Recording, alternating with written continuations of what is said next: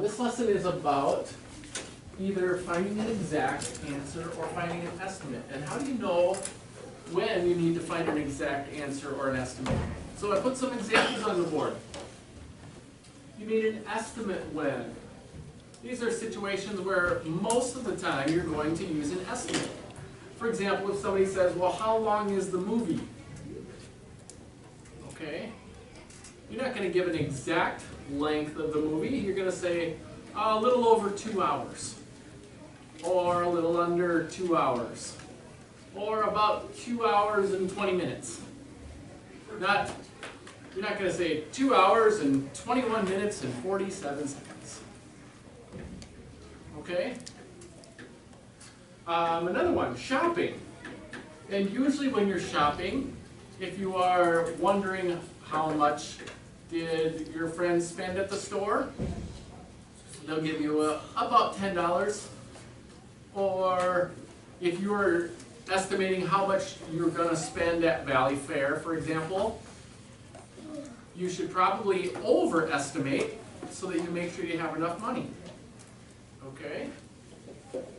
So that's an example of needing an estimate. How about population? The population of Minnesota is about 5.5 million people. Yep, it's about 5.5 million people. Now, that's not an exact number. Why? Tyler? Because it'd be kind of hard to make it. It changes by the what? By the second, by the minute. People are moving here, people are dying, people are being born.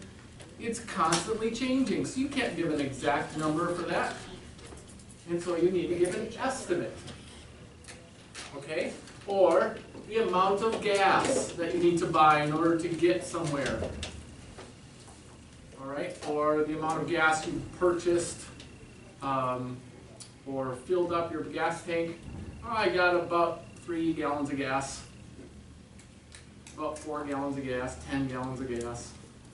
How much does your lawnmower take? About 1.5 gallons.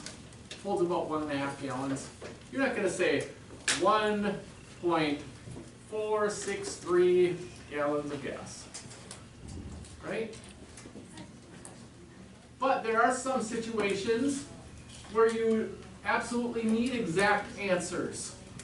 And exact answers, for example, if you are working at a store and you are giving change to somebody, if they give you a $20 bill for an item that costs $13.29, you shouldn't give them, you should get about $5 back.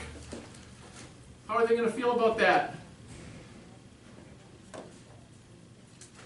Andreas? Yeah, what do you mean I get about $5 back? I want my exact change. And so you've got to give them exactly the amount back that they deserve. Okay? Or if you're following a recipe.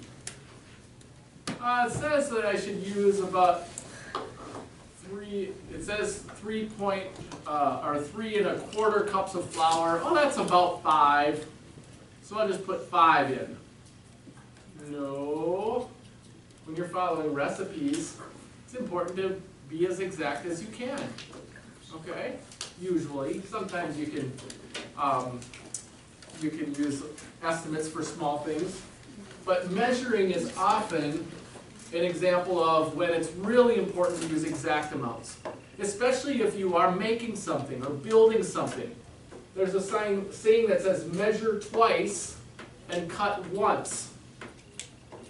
Why would that be an important saying for someone who is building something?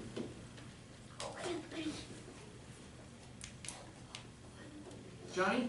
You get exactly what you need, so you don't need to cut multiple times. Okay. Is it possible to cut multiple times? Sometimes, and sometimes not. Alright? I was remodeling my bathroom and I was cutting tiles to put on the wall. And if I messed up when I cut the tile, I couldn't go back and recut it. Because oftentimes I had cut off too much, it wasn't fixable. I had to use another tile, okay?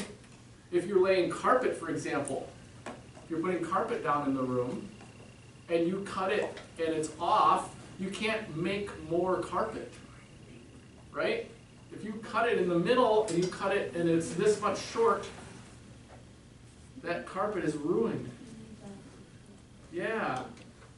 Now the person who's laying the carpet is really messed up because all of that carpet might have to be wasted, and that's potentially thousands of dollars. All right?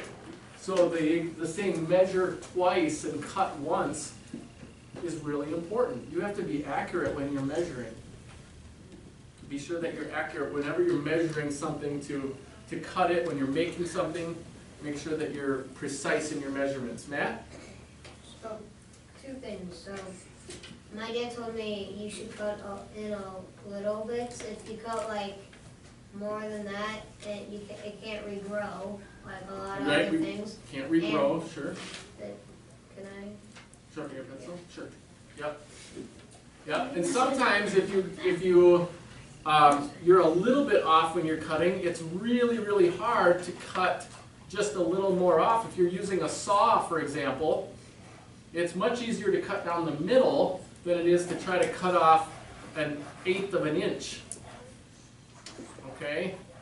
So if you're building something or you're cutting something, make sure that you measure twice before you cut. Always check your measurements. Okay? Yes? So, like, you can see in the corner, like, why is there, like, carpet on the wall? Oh, that's just a border carpet. All right. Okay. Let's go to your assignment.